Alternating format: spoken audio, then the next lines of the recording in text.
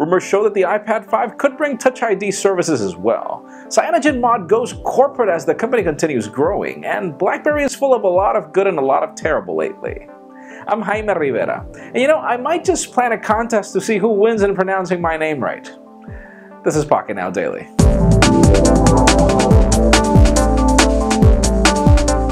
Let's start today off with the surprising news. We've been hearing rumors of Nvidia building an Android tablet for the longest time, but we finally get a tablet, even though they're actually dubbing it more of a platform, even though this is still Android. The whole concept that Nvidia wants to sell you is that this is now the new Tegra-Note platform, and they plan to offer it to many OEMs, which there are like a ton of Chinese OEMs right there, which will sell this platform. And the whole idea is, again, running Android, and it's got stylus support, though we don't know if that's going to really compete with the Galaxy Note platform in any way. So anyways, links in the description for the full details and specifications of the first tablet, and let's see how well this competes, as nobody has really wanted to get that Tegra 4 on their current tablets or phones. Now let's talk about Google, and more specifically YouTube, as the company creators have now been teasing a new service that they plan to bring by the end of the year. This is specific to the YouTube application for mobile devices and will allow you to download videos to it and keep them for further reference on your device, meaning you won't need an internet connection. And that's really awesome. I mean, there are times when you're flying or commuting and you lose your internet connection, and there are YouTube videos like the Pocketnow Daily that you'd like to watch.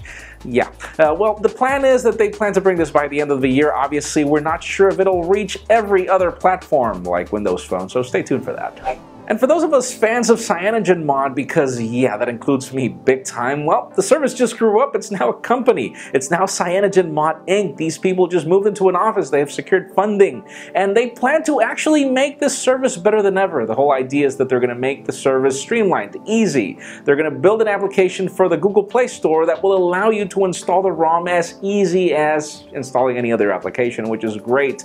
Obviously, we don't have a timeline for this, but it is great to see CyanogenMod grow up, because it is worth it. I mean, I wonder when we'll have a phone that will launch with CyanogenMod. That would be awesome.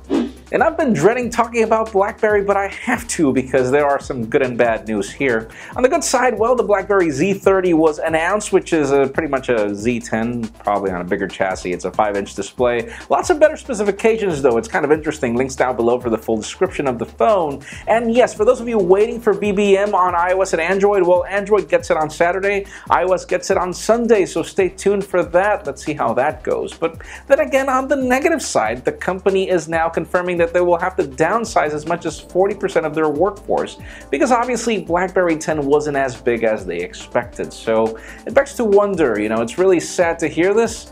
I just wonder if they're going to get rid of Alicia Keys first. And finally, for the hot news of the day, those of you that have been waiting almost 3 months to get iOS 7 on your compatible device can do it now to a certain degree.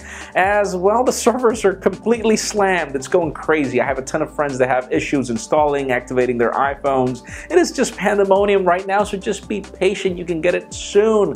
Leave us a comment down below and tell us what you think of iOS 7 so far that you've been testing it. And aside from that, it seems that Apple will grow up the iPad 5 to be more than a slimmer iPad. Apparently, Touch ID is also making it to this device, as we've got some first leaks of the fingerprint scanner on the home button coming to the iPad as well. So, that leads me to the question of the day.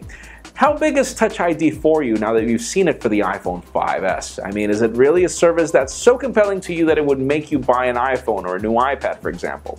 In my particular case, honestly, that is the only reason why I'm getting an iPhone 5S. The only reason. I am big on passwords, and that would save me a ton of time, but obviously my case scenario is different to yours, so leave us a comment down below. Why would you get an iPhone 5S? Is Touch ID a reason?